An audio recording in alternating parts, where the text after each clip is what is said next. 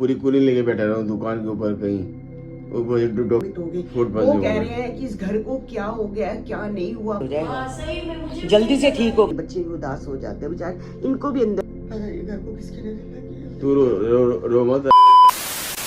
Hello everyone, कैसे हैं आप? आई होप आप अपने घर में बिल्कुल सही होगे। Welcome to new blog. आज का ब्लॉग किस तरह है कि सुबह सुबह मुझे कमल का फ़ोन आया कि 3-4 दिन से तो मम्मी की तबीयत ठीक नहीं है, तो मम्मी का बुखार नहीं उतर रहा, तो आप अब क्या करोगे? तो मैंने कहा कि क्या करना है, तो मैंने कहा मम्मी तो मूंगी मसरा की दाल खाने को बोल रही थी, तो मैंने फटाफट सुबह मूंगी मसरा की दाल बनाई, साथ में आलू बनाए। और काकू आया, काकू कहता मैं नानी को जाके दिखाता हूँ हॉस्पिटल, सिद्धार्थ डॉक्टर है वहाँ पर, वहाँ दिखाता हूँ, नानी बीमार है, तो भाई ऐसा ना हो ज़्यादा बीमार हो जाए, दिक्कत आ जाएगी। तो काकू गया, मैंने उसी के हाथ दाल और आलू भी भेज दिया। मैंने कहा कि दाल आलू दीपू खा लेगा और दाल नानी खा लेगी, तो कुछ खा नहीं रहे हैं तो मूंगी मसरा की हल्की सी दाल खा लेंगे, तो वो मैंने बना के भेजी। तो इतनी देर में कमल का दोबारा फ़ोन आया कि कंचन के हस्बैंड की भी तबीयत ठीक नहीं है, चंदन देवी भी वो एडमिट है, उनको लूज मोशन लग गया रात को। मैंने कहा कंचन ने तो बनाया नहीं, कंचन कहती है, फिर कंचन को फ़ोन मारा तो कंचन कहती है रात को 1:30 बजे एडमिट किया था, तो अब हॉस्पिटल में एडमिट है।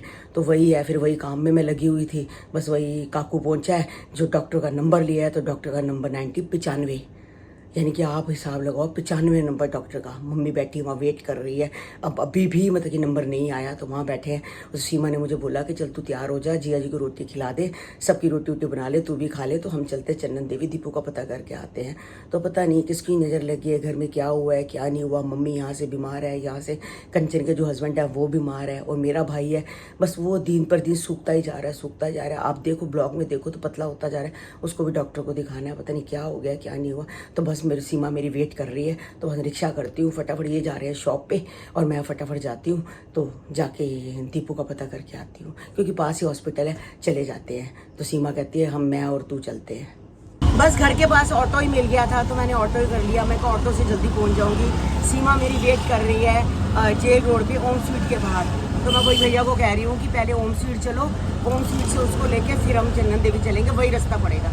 तो बस अभी हम हॉस्पिटल आए हैं, तो बस कंचन सामने बैठी है, कंचन की मम्मी को बाहर कह रहे चले जाओ, ज़्यादा बंदे नहीं अलाउड होते, तो सीमा और मैं तो आ गए थे हम। तो बाकी भाई आपकी तबीयत भगवान करे जल्दी ठीक हो जाओ।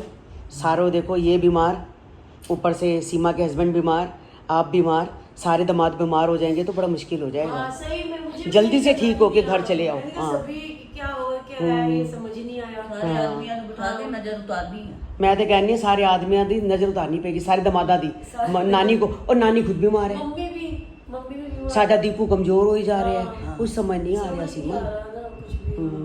चलो भगवान करे सारे ठीक हो जाए। तो गाइज मैं हॉस्पिटल से सीधा, क्योंकि सीमा तो वहाँ रहती है जेल रोड, तो वो वहाँ पर उतर गई, मैं सीधा रिक्शा किया तो तिलक नगर आ गई। तिलक नगर मुझे थोड़ा सा काम था, तो गाइज जो मैं लेके आई हूँ मैं आपको दिखाऊंगी। तो फिर मैंने कहा चलो शॉप पे चलते हैं थोड़ी देर, तो बस मैं शॉप पे आ गई। मेरा दिल नहीं लग रहा था, मैं कहा आपके साथ दिल लगाती हूँ। मैं तो रेट देख रहा रेट डाउन आ गया, सोने का चांदी का दोनों ही आ रहा है, सोने में डाउन आ रहा है, चांदी डाउन आ रही है। अच्छा चलो अच्छी बात है, अगर डाउन आएगा तो लोग खरीदते हैं ना, फिर थोड़ा डाउन आगे दिन त्योहार आएगा तो अच्छी बात है, बच्चों को लोगों ने देना करना होता ही है ना। नहीं, जो डाउन आ जाएगा ना 4-5 हज़ार भी डाउन आ जाएगा, तो आने वाले टाइम में फेस्टिवल है, फेस्टिवल सारे फेस्टिवल शुरू, जब सावन का महीना चढ़ता है उसके बाद तो सब फेस्टिवल। अब शनिवार की वो है जन्माष्टमी, जन्माष्टमी में सारे फेस्टिवल चालू हैं, तो वैसे काम निकल जाएगा, सारा कुछ निकल जाएगा। चलो अच्छी बात है। चलो अच्छा, मैंने तो मेरी बात तो पूछना भूल गया मैं रेडी चक्कर में, तो डिब्बू क्या हाल चाल है?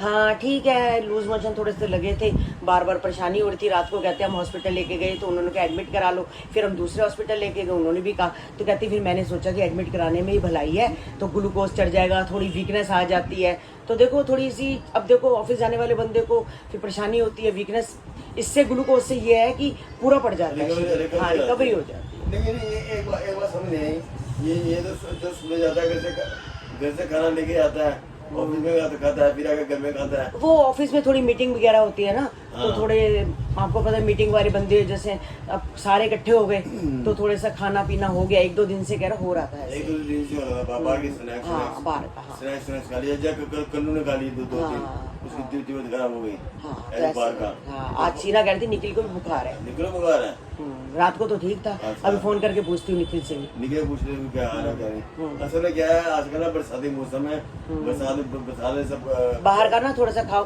तो गाइज मैं यही कहूंगी कि बाहर का थोड़ा सा अवॉइड करो, बिल्कुल मत खाओ और घर का ही खाओ। मैं तो मूंगी मसरा की दाल बनाई है, उसी को खाओ। मैं तो वो दो दिन वही खा रहा हूँ। 2 दिन तो नहीं खिलाते, 1 दिन ही बहुत है। अरे एक दिन खाएगा 2 दिन खा सकता हूँ।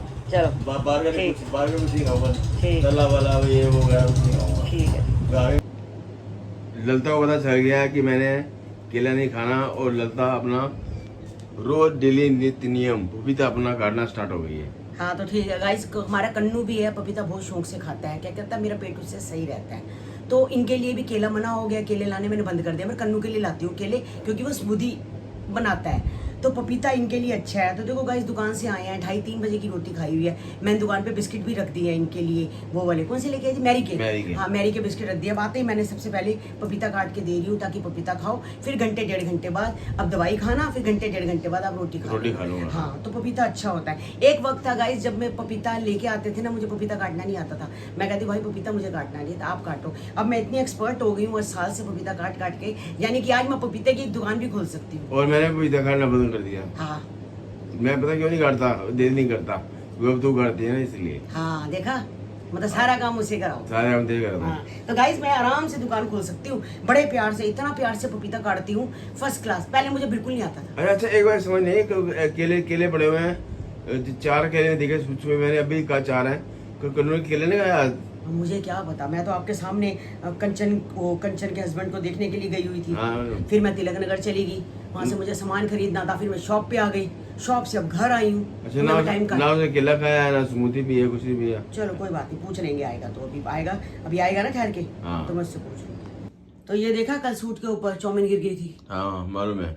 बाउल इतना वो, और वो चम्मच थे इतने भारी भारी थे, वो मैंने नैपकिन ऊपर रखा नहीं, वो 2 चम्मच मेरे ऊपर गिर गए। और इस सूट के ऊपर देखो, ये सूट पे दाग पड़ गए। अरे स्पून भी भारी थे, उनके जो फोक थे ना, वो बहुत भारी थे। ये देखो सारा, ये देखो काफी अभी थे। ये देखो दाग पड़ गए हैं। अब मैं ये सोच रही हूँ, इस सूट को पहली बार धो रही हूँ, मैं घर ना धो के इसको डेकलिंग करवा लेती। हाँ तो आप तिलक नगर गई थी गाइस, मैं यही वाला फट्टा दोबारा लेके आई हूँ।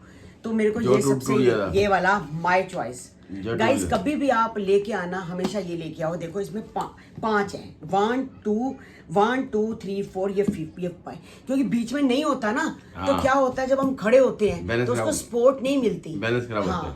ये 300 रुपए का है फट्टा। अच्छा। ठीक है, मतलब कि 100 के भी आते हैं, 200 के भी आते हैं, मैं 300 रुपए का लेके, बात एक नहीं है। और आप, मेरा अच्छा बड़ा फट्टा था गाइस, ग्रीन कलर का, वो ऊपर से वो जो लकड़ी का, वो नहीं क्या था लकड़ी का, जो तूफान आया था, टूट गया, तूफान आया था, जो लकड़ी का ऊपर से वो क्या बोलते क्या है, बक्सा सा, लकड़ी का बक्सा, मतलब हाँ। बिना बैठाए तो तूफान आया सुबह 5:30 बजे। हाँ 5:30 बजे बक्सा गिर गया। जैसे ही बक्सा गिरा गाइस, ये लंगड़ा हो गया। ये मतलब ये इसका ये पार्ट यहाँ से आधा। अरे तू तो फट्टे को रो रही है। ये सोच कि जो क्रॉकरी का नुकसान हुआ है, कितना नुकसान है क्रॉकरी का। और ये देखो जो कन्नू बच गया, शुगर भगवान का। तो गाइस ये देखो, मैं ये भी साईं बाबा जी के लिए ड्रेस लेके आई हूँ, रेड कलर की। मुझे रेड कलर बहुत पसंद है, तो ये लेके आई हूँ। देखो कितना वर्क किया हुआ है। तो भाई भैया, हाँ तो भैया, हाँ वर्क है। तो भैया मुझे कहते हैं हैवी से हैवी दिखा दूं। मैंने कहा बिल्कुल, लड्डू गोपाल जी हैवी से हैवी पहनेंगे तो साईं बाबा जी भी तो पहने। ये है तो ये उनके जो पटका ऊपर का, हाँ ये, और कैप मैं कभी नहीं पहनाती, मैं पहनाती हूँ दूसरे वाली। तो ये लेके आई हूँ, हाँ मुकुट। हाँ और ये देखो, ये लेके आई हूँ मैं मोरपंखी। अच्छा। जो कि लड्डू गोपाल जी के जब वो मुकुट पहनते हैं, मुकुट के ऊपर लगता है।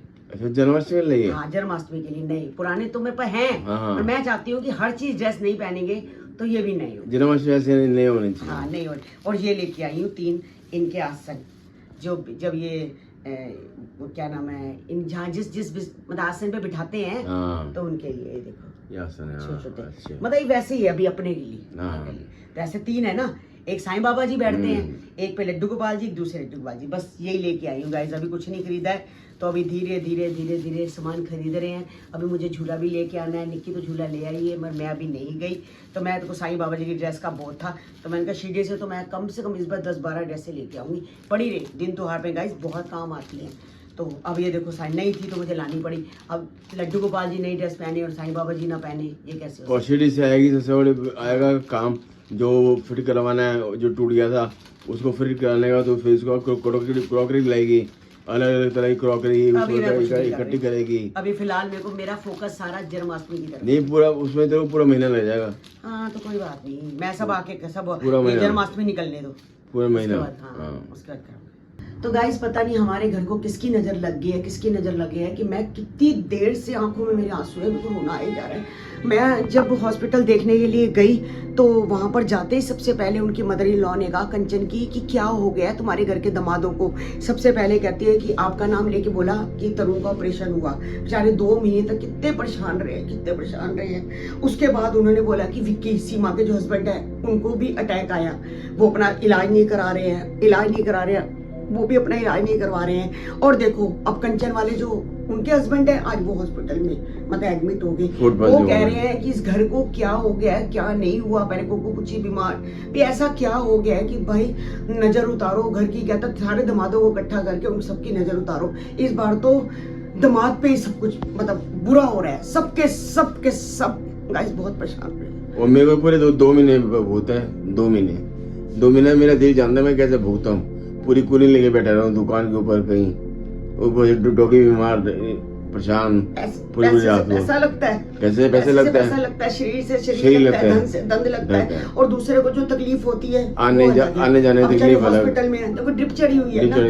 कितना दिल दुखता है। और मेरे को 1 बीमार 2 बीमार तीनों बीमार क्या करे, जो दुख आया वो तो भुगतना पड़ेगा ना। अब अभी तो मेरे टाँगे खोले नहीं है, टाँगे मेरे 18 तारीख को खुलने हैं। उसके बाद फिर पट्टी होगी, पट्टी बाद देखो हफ्ता लगता है, 10 दिन लगते हैं, कब ठीक होता कब नहीं ठीक होता। घर को किसकी नजर लगी है? तू रो मत, ऐसे रोने से कुछ नहीं होगा, नहीं भगवान जो करेगा। सभी वहाँ कह रहे थे, कहते पता नहीं क्या हो गया, सारे बीमार होते हैं घर के, अच्छा नहीं लगता। आपके सामने आई निखिल को भी बुखार है हाँ। और कन्नू भी 2-3 दिन से कह रहे हैं कि मेरे को बुखार है। और सगुन भी कह रही थी मेरे यहाँ से लेके यहाँ तक सारी दर्द होती है, पथरी की दर्द है, पथरी की क्या है। हाँ उसको भी फोन करके पूछते हैं क्या जो अल्ट्रासाउंड कराया, उससे पूछा। यानी कि निकली बीमार, कन्नू बीमार, सारे सब बीमार हो गए हैं। सब ठीक हो जाएगा, सब ठीक। हमारे घर के बच्चों को नजर लगी है, दमादों की लगी है, पूरे घर को नजर लगी है। समझ नहीं आया क्या मतलब दुख आया हुआ है, सबके ऊपर दुख आया हुआ है। हर बंदा हॉस्पिटल कहीं एडमिट, कहीं कुछ ना कुछ भाई हम घर में करवाते हैं, कुछ ना कुछ हवन, कुछ ना कुछ ऐसा कराते हैं ग्रह शांति के लिए कि हम सबके घर ठीक रहें, सब ठीक रहें, बच्चे भी ठीक रहें, बड़े भी ठीक रहें। हेमा तो चली गई, चलो कोई बात नहीं, वो बेचारी बस उसकी किस्मत में लिखा था जाना, बाकी जो है पीछे से वो तो सब सही रहेगा। क्या होगी, ठीक नहीं है, पता नहीं। ये भी उदास बैठी है गाइस, वो भी उदास बैठी हुई है, देख रही है माँ बाप उदास हैं, ये बच्चे भी उदास हो जाते हैं बेचारे। इनको भी अंदर से गाइस फीलिंग होती है कि हमारे माँ बाप सही नहीं। बेचारे देखो बिल्कुल सुबह से ऐसे कैसे, ये भी ऐसे बैठी हुई है और ये भी ऐसे बैठी, देखो सो रहे हैं, कुछ खाया भी नहीं है। अभी खिलाती हूँ इनको खाना, अभी रोटी बनाती हूँ। तो बस गाइस आज का ब्लॉग हम यही एंड करते हैं, मिलते हैं आपको नेक्स्ट ब्लॉग में। जब तक के लिए बाय बाय गाइस।